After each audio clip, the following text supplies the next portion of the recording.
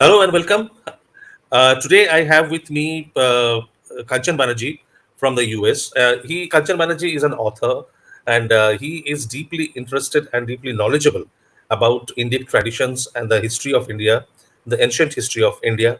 So today we will talk about this debate, this discussion, hot topic that is going on about the alleged renaming of India. So there is, I mean, a lot has been talked about, a lot has been going on, and there is a very shrill campaign and accusation that the current government is going to change the name of the country to Bharat, from India to Bharat. So we will hear from Kanchanda the rationality of such allegations, and we will go even deeper about the finding out the background, the history of the two names, India and Bharat, and the other names. And we will look at a historical timeline as to how these names came about and how the culture of our country, culture of a civilization, are intertwined with these names. Welcome, Kanchanda. So, my first question to you is I think we should touch upon this debate that is going on. What do you think about this debate? First of all, namaskar, and thank you, Chandrachud, for this conversation on a very important subject that is a hot topic worldwide today. So, some media people, some politicians are saying that uh, this current government is about to change the name of this country. Uh, Actually, I should remind them that there is no change in the Indian Constitution. Uh, the name Bharat is already there. So, if you look at the Constitution, Article 1, it starts with this India, that is Bharat. And if you look at the Hindi version, that says Bharat Arthat India. That means Bharat, that is India. So the name is already there. Bharat is there, India is there. So the question is, should we drop the name India altogether and keep only Bharat? That is the discussion we should have. There's no intention of the current government or whatever. I know little is changing the name. It's not a change of name. It's actually modifying the name of the country, whether we should keep it Bharat or keep both India and Bharat.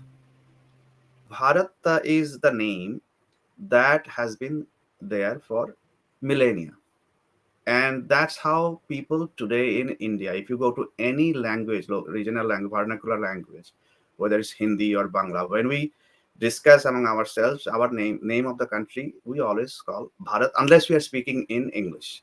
So when it comes to English, still I have seen people using Bharat. So Bharat gives a feeling, going back to the unknown history of Bharat, of the country. There are many other countries, actually almost 15 other countries, maybe more, do have two names. What is the name the people in the country, what they call their country by, is called the endonym. And people from outside gives name, that is called exonym. So if we look at the few of the countries who has these names, for example, Bhutan, its exonym is Bhutan, endonym is Druk Yul. China actually don't call themselves within their boundaries China, but Zongo. Egypt, we know that in India also we use Misher or Masser. Germany has Deutschland. Greece, they call themselves Hellas. Hungary, they call their country Makarosas. And then, of course, India, we have two names other than India, is Bharat and also Hindustan. Japan, their endonym is Nippon or Nihon. Poland is Polska. South Korea, Hankook. And Switzerland, they don't call Switzerland, they call Swedes, Schwarz, and a few other names they have. But I want to also mention a couple of interesting name changes. So Netherlands today used to be called Holland, and there's some negativity associated with the country and Amsterdam, their capital. So they changed that name because it was associated with some negative image of the country. They changed that to Netherlands. On the other hand, Sri Lanka um, used to be called Ceylon during the colonial era, and they went back to their original name. They use Sri Lanka only.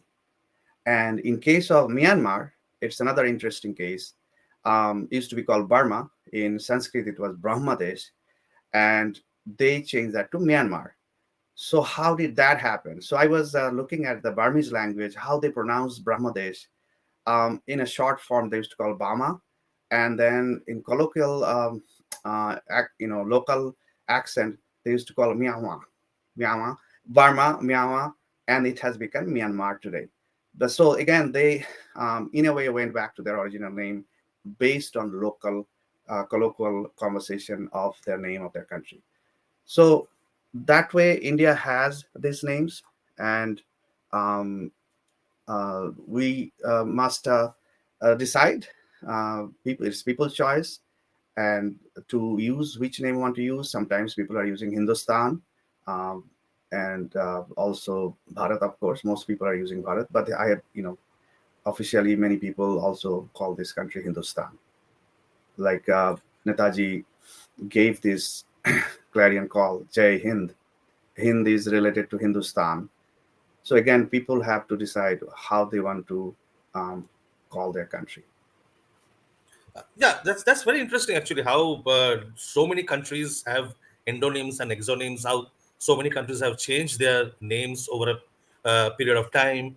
And today we are debating whether India should be known more by India or more by Bharat. So that is intricately linked with our civilizational identity. Now, both these names, both these terms, India and Bharat, are very directly linked with our civilizational evolution.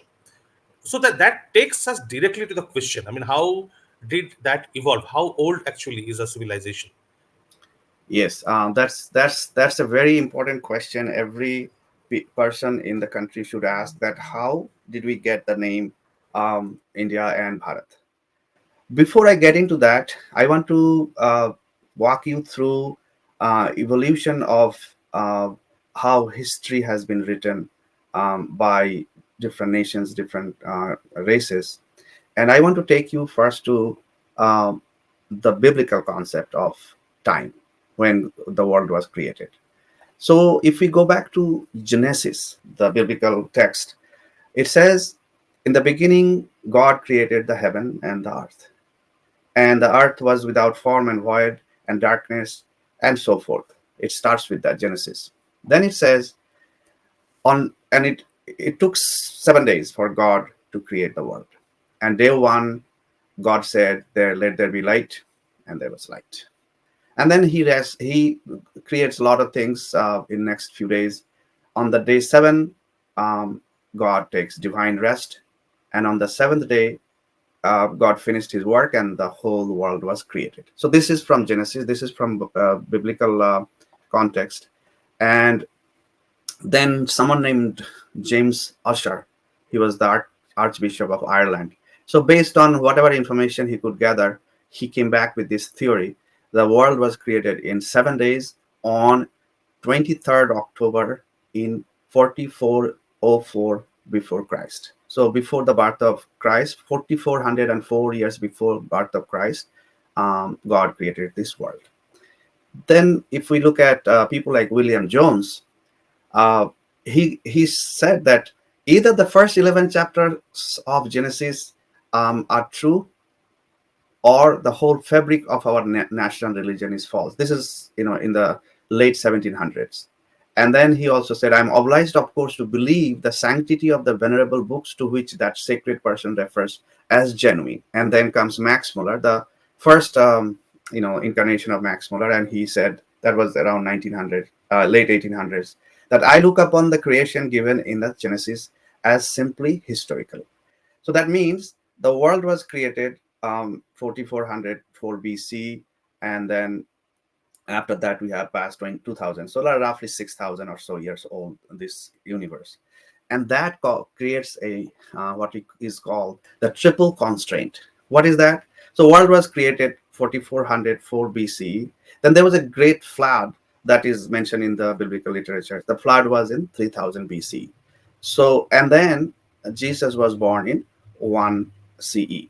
So now we are stuck with this triple constraint that history cannot be before that, and the civilizations have to be after the Great Flood, which is 300 BC. And based on that, so much literature has been generated. And when the British came to Bharat, they saw that this is a such an old culture, and to put a constraint, it cannot be so old that it is older than the 4404 BCE.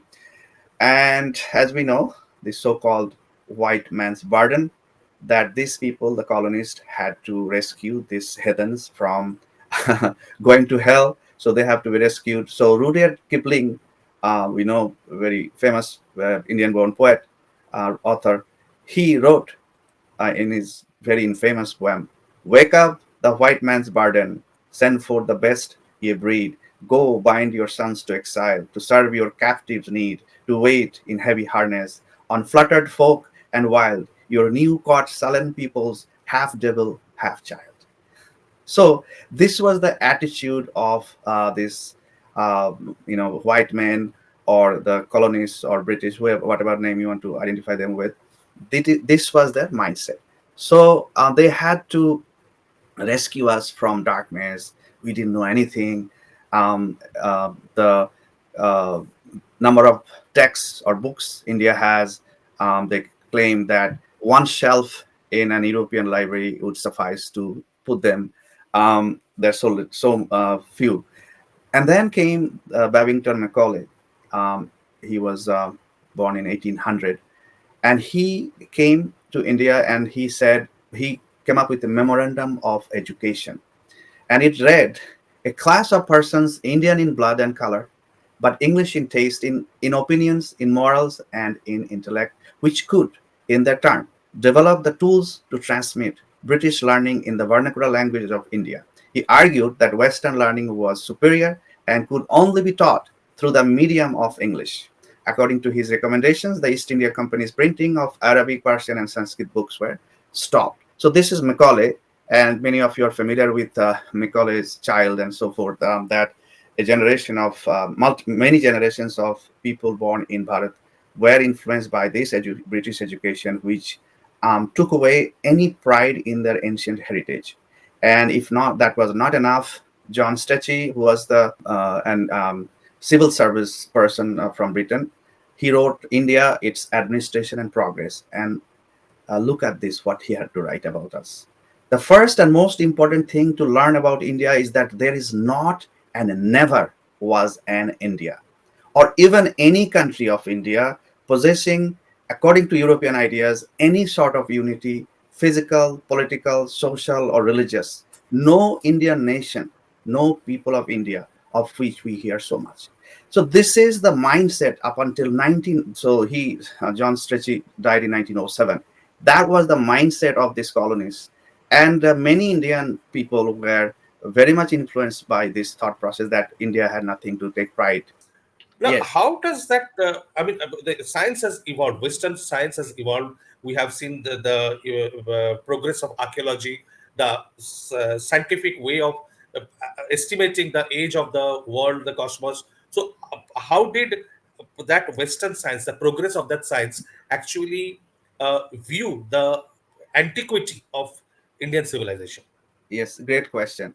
So let's start with, as you mentioned, with archaeology and age of humans, like our, Homo sapiens. When Homo erectus was the one who could stand and walk, and then Homo sapiens, which is supposed to be our um, ancestors who had bigger brain and bigger intelligence and so forth. So, according to latest archaeology, unless it changes, as of now, first evidence of that which could stand and walk was found in Ethiopia, and the age is of that lady, Lucy, uh, has been estimated to be roughly 3.2 million years.